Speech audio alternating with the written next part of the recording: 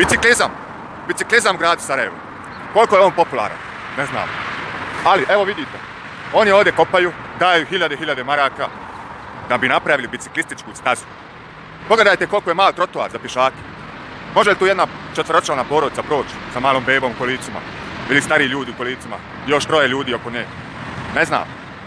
Ali zbog čega davati toliko hiljada maraka za ovaj projekat, kopati trotoar, sužavati, malo livade ukrasti, da bi biciklista bio ograničen jednom površinom? Znate onaj osjećaj slobode, neće ga imati. Mora će ići gdje je označeno, gdje zakon propisuje njegovo kretanje, odnosno njegov pravac određenom površinom. Znači nema onaj osjećaj, vjetar u kosi, sloboda, ode malo ovamo, ode ovamo, ode tamo. Ne, on će mora da ide gdje mi je zakon propisao površinu.